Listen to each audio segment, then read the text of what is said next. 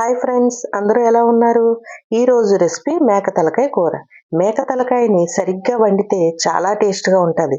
ప్లేట్‌లో ముద్ద కూడా మిగల్చరండి. ఈ కూర చేయడం పెద్ద కష్టమేం కాదండి. సింపుల్‌గా నేను చూపించేస్తాను రండి. Welcome back to my channel అలా కిచెన్‌లో. ఇదిగోండి, నేను మేక తలకాయని శుభ్రంగా క్లీన్ చేసి పెట్టుకున్నానండి. ఇప్పుడు స్టవ్ వెలిగించి కుక్కర్ పెట్టి ఒక 5 చెంచాలు ఆయిల్ వేసుకోవాలి. ఆయిల్ కొంచెం ఎక్కువే పడుతుందండి.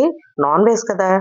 నేను మీడియం సైజ్ ఉల్లిపాయలు 2 తీసుకున్నానండి. సన్నగా కట్ చేసుకొని ఒక 4 పచ్చిమిర్చి ఇవి మొత్తం ఆయిల్‌లో వేసుకొని చక్కగా ఫ్రై చేసుకోవాలి. ఇదిగోండి, ఇప్పుడు ఒక 3 టమాటాలు బాగా పండిన టమాటాలు వేసుకోవాలి.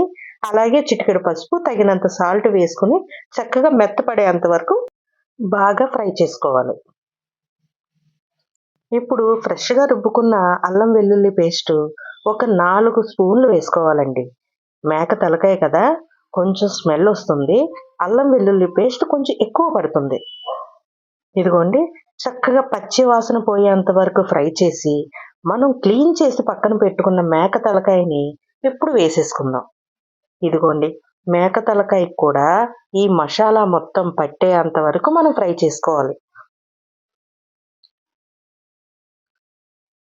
ఇలా బాగా కలుపుకొని ఒక 5 మినిట్స్ మగ్గించుకుందామండి.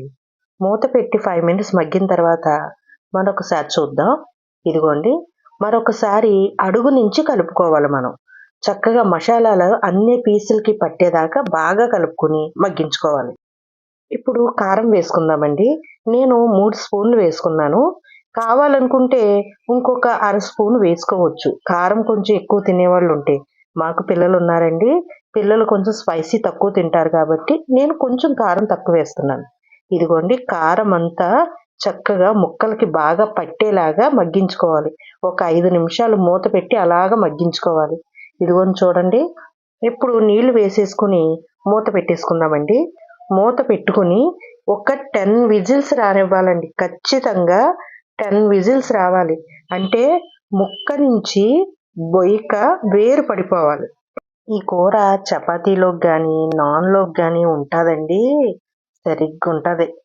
ఇదిగోండి, విజిల్స్ నాకు 10 విజిల్స్ వచ్చేసాయి. నేనిప్పుడు మూత తీసేస్తున్నాను, ప్రెషర్ తీసేసి. ఇప్పుడు ఒకసారి కలుపుకుందామండి.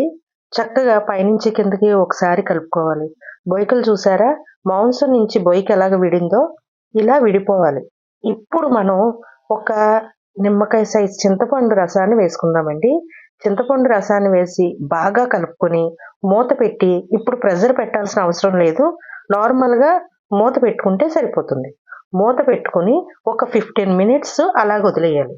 ఒక 15 మినిట్స్‌కి కొంచెం కర్రీ దగ్గర పడుతుంది. చూడండి, ఇలా దగ్గర పడ్డాక ఒక స్పూన్ గరం మసాలా వేసి, కరివేపాకు, కొత్తిమీర పైన వేసుకొని మూత పెట్టి ఒక 5 సెకండ్స్ వదిలేయండి. అదిరిపోయే తలకాయ కూర ready. Thank you for watching.